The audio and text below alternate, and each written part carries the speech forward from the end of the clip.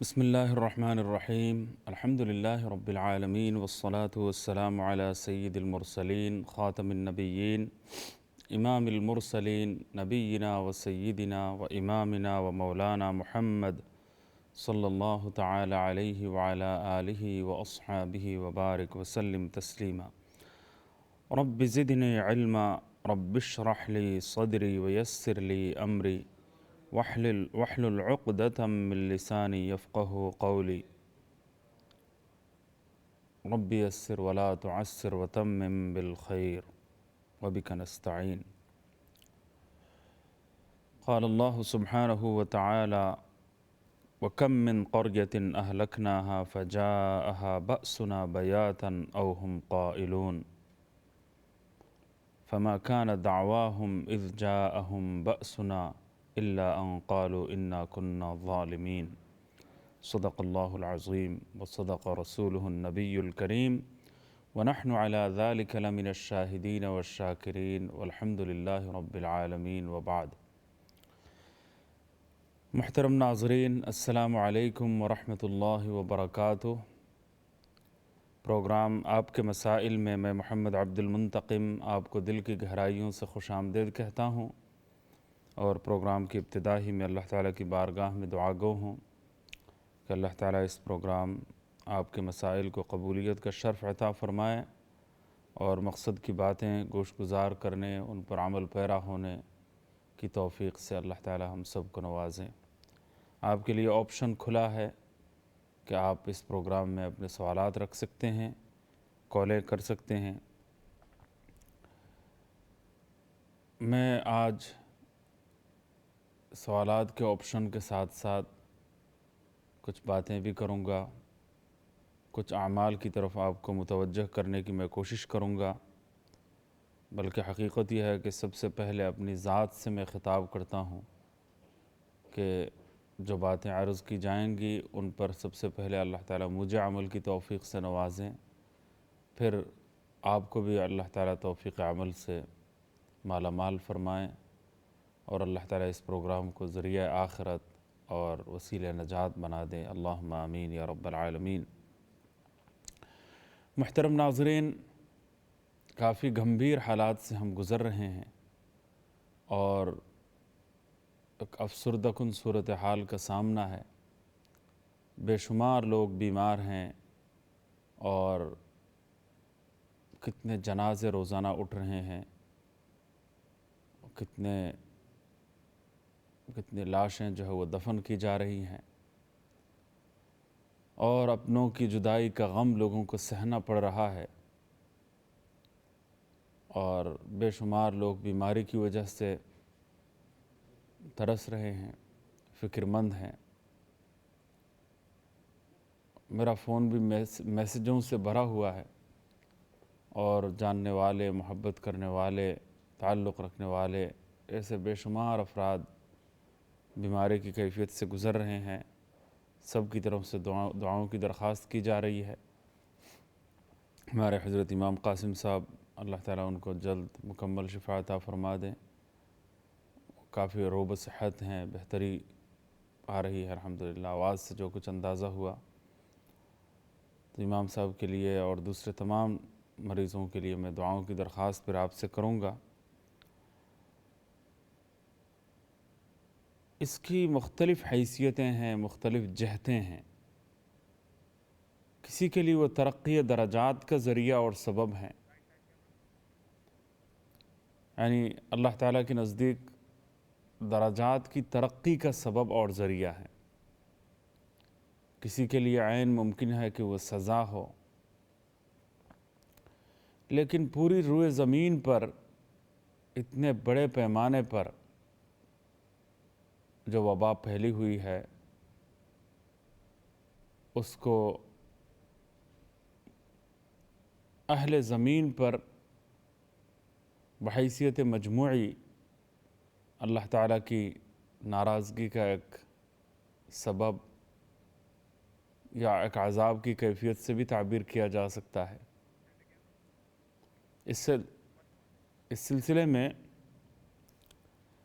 پہلی بات یہ ہے کہ لوگ پوچھتے ہیں کہ کیا کریں، جو حوادث سامنے آتے ہیں، جو پریشانیاں لاحق ہوتی ہیں، مصیبتیں نازل ہوتی ہیں، بلائیں آتی ہیں، وبائیں پھیلتی ہیں، مشکلات کا سامنا کرنا پڑتا ہے، تو اس سلسلے میں جاں بجا قرآن کریم نے ارشاد یہ فرمایا کہ پکڑ جو ہے وہ گناہ کی وجہ سے ہوتی ہے۔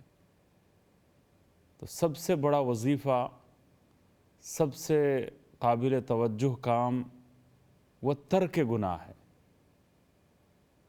کیونکہ یہ اس کی طرف توجہ ہماری کم ہوتی ہے۔ کہتے ہیں کہ کوئی وظیفہ بتا دیں، ٹھیک ہے، وہ دعا، وظیفہ، وہ سارے اسباب ہیں اپنی جگہ پر، لیکن کچھ کرنے والے اعمال میں بتانا چاہوں گا، اور ان میں پہلا عمل یہ ہے کہ انسان گناہ چھوڑ دے۔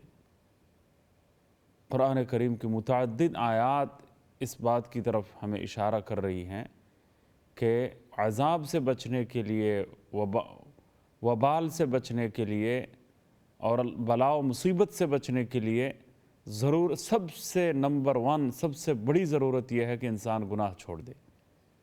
گناہ چھوڑنے کے نتیجے میں جو تاثیر پیدا ہوگی وہ کسی اور چیز میں نہیں ہے، یہ سب سے پہلے نمبر پر ہیں۔ دوسرے تمام اعمال کے مقابلے میں عذاب سے بچنے کا راستہ گناہ چھوڑنا پہلے نمبر پر ہے۔ تو اس کی طرف ہم متوجہ ہوں، اس کی طرف ہم توجہ دیں، کیونکہ اللہ کی نافرمانی پکڑ کا سب سے بڑا سبب ہے۔ تو اللہ تعالیٰ کی طرف سے جو پکڑ آتی ہے اس کا بڑا سبب یہ ہے کہ اللہ تعالیٰ کی نافرمانی انسان کرے۔ اب اس لحاظ سے اگر دیکھا جائے تو نافرمانیاں کتنی زیادہ چل رہی ہیں، کوئی حد و حساب نہیں۔ میں پہلے کالر سے بات کر لیتا ہوں۔ جی السلام علیکم۔ محترم کالر لائن پر موجود ہیں، السلام علیکم۔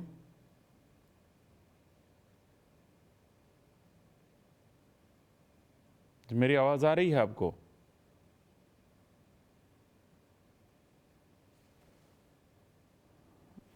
جی سن سکتے ہیں؟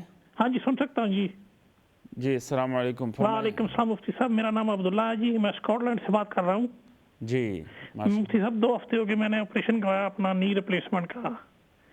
میرے دوائیوں تو مجھے اب پین کلر تو کوئی اثر نہیں کر رہی۔ کیا فرمایا؟ دوبارہ فرمائیے گا۔ 2 ہفتے ہو گئے میں نے نی ریپلیسمنٹ کا آپریشن کروایا اپنا۔ اچھا۔ بہت شدید درد ہوتی ہے، دوائی پین کلر کوئی فرق، کوئی بھی کام نہیں کر رہی۔ اللہ اکبر۔ سو دعا کریں کوئی میرے لیے پلیز۔ اللہ تعالیٰ آپ کے لیے آسانیاں پیدا فرمائے۔ آپ جو ہے وہ رب انی مسنی الضر وانت ارحم الراحمین، رب انی مسنی الضر وانت ارحم الراحمین، یہ پڑھتے رہا کریں، رب انی مسنی الضر وانت ارحم الراحمین۔ اور درد کی جگہ پر ہاتھ رکھ کر 3 مرتبہ بسم اللہ بسم اللہ بسم اللہ، جہاں بھی الم ہو، درد ہو، اس جگہ پر ہاتھ رکھ کر 3 مرتبہ بسم اللہ بسم اللہ بسم اللہ پڑھیں، اور 7 مرتبہ پڑھا کریں اعوذ بعزت اللہ وقدرتہ من شر ما اجد واحاذر، اعوذ بکلمات اللہ التامۃ، اعوذ بکلمات اللہ وقدرتہ من شر ما اجد واحاذر، واحاذر کہہ کر بھی وقف کر سکتے ہیں۔ اعوذ بعزت اللہ وقدرتہ من شر ما اجد واحاذر، اعوذ بعزت اللہ وقدرتہ من شر ما اجد واحاذر۔ یہ درد کی جگہ پر ہاتھ رکھ کر 7 مرتبہ پڑھیں، اول آخر درود شریف پڑھ لیں، اللہ تعالیٰ آپ کو مکمل شفا عطا فرمائیں گے انشاءاللہ۔ اور ہم بھی دعا کرتے ہیں کہ اللہ تعالیٰ آپ کو اللہ تعالیٰ از راہ کرم مکمل شفا عطا فرما دیں۔ اللہم اذہب البأس رب الناس اشف انت الشافی لا شفاء الا شفاؤک شفاء لا یغادر سقما۔ بس مصیبت کے وقت اللہ کو پکارنا، اللہ تعالیٰ کے سامنے دست سوال دراز کرنا، اللہ سے مدد مانگنا، یہ بہت بڑی بات ہے، اس پر عمل کرنا چاہیے۔ تو یہ جتنی بلائیں آتی ہیں، مصیبتیں آتی ہیں، پریشانیاں لاحق ہیں، بلا مصیبت نازل ہوتی ہے، سب سے بڑا کام یہ ہے کہ اللہ کی पकड़ का बड़ा सबब अल्लाह की नाफरमानी है। अब ज़िंदगी में हम कितनी नाफरमानियाँ करते चले जा रहे हैं। अब कोई तकब्बुर भी करता है, अपने आप को बड़ा समझता है, दूसरों को हकीर समझता है। ये कितनी बड़ी नाफरमानी है। कोई अगर हसद दिल में रखता है, कीना, बुग़्ज़, अदावत दिल में रखता है, इन चीज़ों को तो हम नाफरमानी समझते ही नहीं हैं। हम समझते हैं कि किसी को मार दिया या किसी पर जुल्म कर दिया, अपना हाथ उठा लिया तो शायद ये नाफरमानी है। अब शराब पी लिया तो ये शायद नाफरमानी है। लेकिन दिल में कोई बुग़्ज़ रखना ये भी नाफरमानी है, इसका तसव्वुर ज़हन में होता ही नहीं है आम तौर से। कितने लोगों को नहीं होता। या बहुत सारे गुनाह हम करते चले जा रहे हैं, लेकिन हम समझते हैं कि कोई गुनाह ही नहीं हो रहे, कोई गुनाह भी हम नहीं कर रहे। गीबत हो रही है, अब एहसास ही नहीं होता कितने लोगों को कि गुनाह कबीरा मुझसे सरजद हो रहा है, और ज़िना से भी बदतर गुनाह जो है मुझसे सरजद होता चला जा रहा है, तो इसका एहसास ही नहीं है। तो वो एहसास ज़िया जाता रहा वाली बात है कि हमारे अंदर गुनाहों का एहसास भी बाकी नहीं रहा। और कुछ गुनाह तो गुनाह बेलज़्ज़त होते हैं।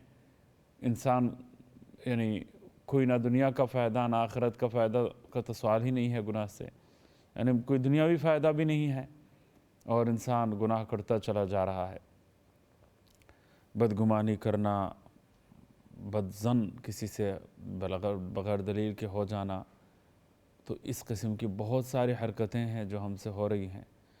तो ये बेशुमार गुनाह हैं, ये सब नाफरमानियाँ हैं, गुनाह हैं। और गुनाह जो है वो अल्लाह की पकड़ का सबसे बड़ा सबब है। मैं गुनाह का दायरा बता रहा हूँ कि गुनाह का दायरा बहुत फैला हुआ है। मैं अगले कॉलर से बात कर लेता हूँ। जी अस्सलाम वालेकुम। अस्सलाम वालेकुम। वालेकुम अस्सलाम रहमतुल्लाहि व बरकातुहू।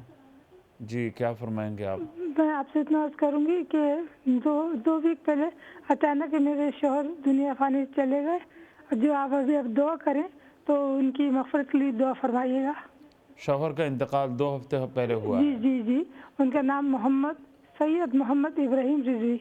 सैयद मोहम्मद इब्राहिम रिजवी। रिजवी। अच्छा, अल्लाह और ताला दुआ कीजिएगा कि मुझे, मेरी बेटी को, मेरे बच्चों को अल्लाह मियां सब्र अता फरमाए आमीन अल्लाहुम्मा और शिफा कुल अता फरमाए। अल्लाहुम्मा आमीन अल्लाहुम्मा आमीन। शुक्रिया। तो बहुत शुक्रिया आपकी कॉल का। अल्लाह ताला आपके शौहर को अल्लाह ताला मग़फ़िरत कामिला अता फरमा दे। अल्लाहुम्मा आमीन या रब्बल आलमीन। बहुत बड़ा सदमा है और बहुत सारी तकलीफ़ें हैं लोगों की। अल्लाह ताला तकलीफ़ें दूर फरमाए, अल्लाह ताला ढारस अता फरमाए, सबको तसल्ली अल्लाह ताला अता फरमाए, सब्र जमील से अल्लाह ताला नवाज़ें।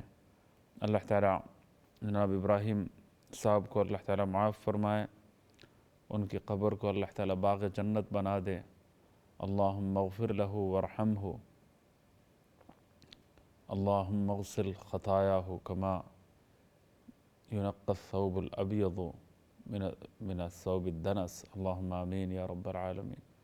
अल्लाह ताला उनकी क़ब्र को बाग़ जन्नत बना दे।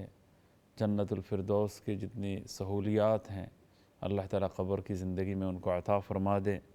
अल्लाह ताला घर वालों को सब्र जमील अता फ़रमाए, औलाद को, बेटे बेटियों को और दीगर रिश्तेदारों को, अज़ीज़ व अक़ारिब को अल्लाह ताला सब्र जमील अता फ़रमाए। और भी जितने बीमार हैं अल्लाह ताला उनको भी शिफ़ाए कामिला आजिला मुस्तमिरा अता फ़रमाए। अल्लाहुम्मा आमीन या रब्बल आलमीन।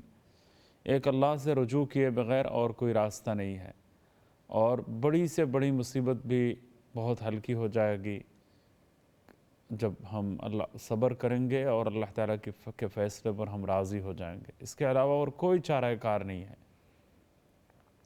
उसका फ़ैसला नहीं मानेंगे तो कैसे गुजारा हो सकता है? मुमकिन भी नहीं है, क्योंकि वही जो कुछ चाहता है वही करता है, मर्ज़ी उसी की चलती है, अमर उसी का चलता है, हुक्म उसी का कार फरमा है। तो उस एक अल्लाह की बालादस्ती, उस एक अल्लाह की कार फरमाई, उस एक अल्लाह की हाकिमियत आला को तस्लीम किए बग़ैर कोई चारा कार नहीं है। यही बंदगी का तकाज़ा है। लेकिन हुक्म ये दिया गया है कि सल्लल्लाहु अलैहि वसल्लम, तुम अल्लाह ताला से आफ़ियत मांगो اس حکم کی بنا پر ہم اللہ تعالیٰ سے عافیت مانگتے ہیں اور عافیت مانگنی چاہیے بھی. یہ بھی اللہ تعالیٰ کے سامنے عبدیت کا تقاضا ہے، بندگی کا شیوا یہی ہے. کیونکہ انسان اگر یہ کہے کہ نہیں جس طرح چاہیں آپ آزما لیں، جو بھی امتحانات اور آزمائشیں ہیں وہ ٹوٹ پڑیں، کوئی میرے لیے مسئلہ نہیں ہے، تو پھر یہ بہادری کا مظاہرہ ہوتا ہے رب کے سامنے، اپنے اللہ کے سامنے. انسان اپنے عاجزی کا اظہار کرے کہ اللہ ہم سخت امتحان اور مشکل امتحان میں کبھی بھی کامیاب نہیں ہو سکتے. آپ کی پکڑ ان بطش ربک لشدید انہ هو یبدئ ویعید، آپ کی پکڑ بہت سخت ہوتی ہے. آپ امتحان نہ لیجئے، آپ اگر امتحان لیں گے تو ہم کیسے کامیاب ہو سکتے ہیں. بلا حساب ہمیں جنت عطا فرمائیے اور دنیا میں بھی ہمیں کڑی آزمائش اور امتحان میں ہمیں مبتلا نہ کیجیے. یا اللہ ہمارے ساتھ عافیت کا معاملہ فرمائیے، عفو درگزر کا معاملہ فرمائیے اور تکلیف سے ہمیں بچا لیجئے اور صبر کی نوبت آنے ہی نہ پائے. لیکن اگر تکلیف پہنچ جاتی ہے تو پھر صبر سے کام لینا یہ ضروری ہے، پھر حرف شکایت زبان پر لانے کی کوئی گنجائش نہیں ہے. تو اگر جو بھی ہے وہی اللہ کا فیصلہ ہے. جیسا کہ آپ جانتے ہیں حضرت حکیم اختر صاحب رحمۃ اللہ علیہ کا ایک جملہ یاد آتا ہے مجھے. حضرت نے ایک موقع پر یہ ارشاد فرمایا تھا کہ آپ کے پاس ایک مثال کے طور پر ایک پھول دانی میں پھول رکھا ہوا ہے، تو وہ پھول دانی یا کوئی گلدستہ ہے یا کوئی اچھی خوبصورت چیز ہے، اس کو آپ کے گھر میں طاقچے ہیں، شیلف ہیں، جیسا کہ طاقچے ہوتے ہیں، تو اس کو خوبصورتی کے لیے اس کو سجا کے آپ رکھتے ہیں اس پھول کو. تو آپ کا جی چاہا آپ نے اس طاقچے میں رکھ دیا. چند دنوں کے بعد آپ کا خیال آیا، آپ مالک ہیں، گھر کا مالک بھی آپ ہیں، پھولدانی کا مالک بھی آپ ہیں اور طاقچے کی ملکیت بھی آپ کی ہے، ساری چیزیں آپ کی اپنی ہیں. تو آپ چند دنوں بعد آپ کا خیال آتا ہے چلو اس کو اس طاقچے میں رکھنے کے بجائے دوسرے طاقچے میں اٹھا کے رکھ دیتا ہوں میں. اب اگر کوئی آ کے یہ سوال کرتا ہے کہ بھئی یہ پہلے طاقچے میں پھول رکھا ہوا تھا، آپ نے اٹھا کر دوسرے طاقچے میں کیوں رکھ دیا؟ آپ بآسانی یہ جواب دیں گے میں مالک ہوں، گھر میرا ہے، پھول اپنا ہے، کبھی مجھے پسند آ رہا تھا، اچھا لگ رہا تھا کہ اس طاقچے میں اس گل کو اور پھول کو میں رکھوں، اور اب میری پسند یہ ہے کہ میں اوپر والے طاقچے میں رکھ دوں یا اس طاقچے سے اٹھا کر اس طاقچے میں لے جاؤں. تو یہ جو زندگی کے پھول ہیں اور انسانوں کی جانیں ہیں، ملکیت اللہ کی ہیں. اس جہان کا مالک بھی اللہ ہے، عالم برزخ کا مالک بھی اللہ ہے، عالم آخرت کا مالک بھی اللہ ہی ہے. تو یہ عالم دنیا ایک طاقچہ ہے، عالم برزخ ایک طاقچہ ہے، عالم آخرت ایک طاقچہ ہے. تو مالک جب جہاں چاہے جس کو رکھ دے. ہر چند دنوں کے بعد لوگ اپنے گھر کا ڈیزائن وغیرہ کچھ تبدیل کرتے ہیں، چیزیں جہاں جہاں رکھی ہوئی ہوتی ہیں اس کو چینج کرتے ہیں، اس طرف والی چیزیں اس طرف لے جاتے ہیں، اس طرف والی چیزیں اس طرف لے آتے ہیں، شیلف اس طرف لے جاتے ہیں. ایک چیز ایک طاقچے میں رکھی ہوئی ہوتی ہے اس کو دوسرے طاقچے میں لے جاتے ہیں، دوسرے طاقچے کی جو چیزیں ہیں اس کو نیچے والے طاقچے میں لے آتے ہیں. تو وہ ایک طاقچے سے دوسرے طاقچے میں کسی چیز کو لے جا کر سجا دینا اور طاقچہ چینج کرنا، تبدیل کرنا، یہ مالک کی ملکیت کا حق ہے اور پورا اختیار ہے. اس پر اگر کوئی آ کے یہ کہتا ہے کہ یہ پھول پہلے اس طاقچے میں رکھا ہوا تھا اب اس طاقچے میں کیوں ہے، تو مالک کہے گا میری مرضی ہے، میری خوشنودی ہے، میری چاہت ہے، میں مالک ہوں، میرا جب جی چاہے گا میرا یہ پھول میں اس طاقچے میں رکھوں گا، میرا جب جی چاہے گا تو میں اس طاقچے میں رکھوں گا. اس سلسلے میں اعتراض کرنے کا حق تمہیں کیسے پہنچتا ہے؟ کبھی کوئی اعتراض کرنے کا حق کسی اور کو نہیں پہنچتا، یہاں تک کہ اس پھول کو بھی نہیں پہنچتا.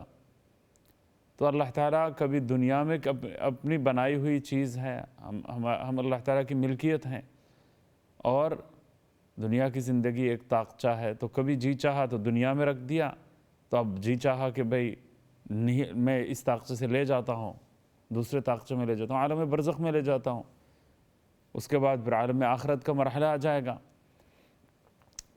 تو جس طرح مالک کو مکمل طور پر اختیار ہوتا ہے کہ اپنا ایک پھول کو جب چاہے جس طاقچے میں رکھے، وہ طاقچے بھی اس کے اپنے ہیں، پھول بھی اپنے ہیں، تو اس کو ابھی ایک طاقچے میں سجایا اور کل کو دوسرے طاقچے میں سجا دیا، تو جس طرح اس تبدیلی کے اوپر کوئی اعتراض نہیں ہو سکتا اور کوئی سوال کرتا بھی نہیں ہے، تو اسی طرح اللہ تعالیٰ جب چاہے گا کسی کو یہاں رکھے گا، جب چاہے گا وہاں لے جائے گا، اس عالم میں لے جائے گا، تو اس کا اپنا اختیار ہے۔ یہ مالک ہے، مالک ہم تھوڑی مالک ہیں، اپنی جان کی ملکیت ہماری اپنی نہیں ہے، ہمارے والدین کی ملکیت ہماری نہیں ہے، ہمارے جو جسم ہے، اعضاء و جوارح ہیں، جان ہے، ملکیت اللہ کی ہے، تمام چیزوں کی ملکیت اللہ کی ہے۔ ہم سمجھتے ہیں کہ ہم مالک ہیں، یہ یہاں سے غلطی ہوتی ہے۔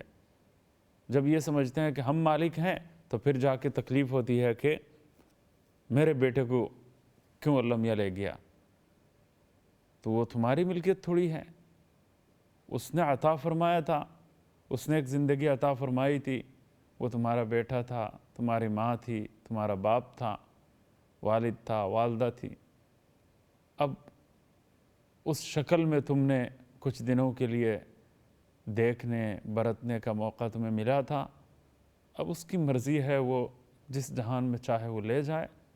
تو ایک اللہ کی ملکیت، حقیقی ملکیت، للہ ما فی السماوات وما فی الارض، لہ ملک السماوات وما فی الارض، زمین اور آسمان کی ساری بادشاہتیں اللہ کی ہیں، ہر چیز کی ملکیت اللہ کی ہے۔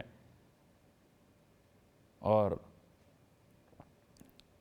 اللہ تعالیٰ نے فرمایا کہ مما عملت ایدینا انعاما فہم لہا مالکون، کہ میں نے اپنے ہاتھ سے ان چوپایوں کو بنایا، اپنے ہاتھ سے، اور پھر کہہ دیا کہ تم مالک ہو۔ یہ جو چند روزہ عارضی ملکیت ہمیں اللہ تعالیٰ نے عطا فرمائی ہے، یہ کہتے ہیں نا کہ ہاتھ کا غلط استعمال مت کرو یا اپنے آپ کو ستاؤ نہیں، اسی لیے خودکشی حرام ہے۔ ہم اپنے جسم کے، اپنی جان کے مالک اگر خود ہوتے تو پھر اس کو ہلاک کرنا بھی جائز ہوتا، تو ہم خود مالک نہیں ہیں، اس لیے حکم دیا گیا ہے وَلَا تُلْقُوا بِأَيْدِيكُمْ إِلَى التَّهْلُكَةِ، اپنی جان کو، اپنی زندگی کو ہلاکت میں نہ ڈالو، یہ حرام ہے، خودکشی ہے، اور حرام موت مرو گے۔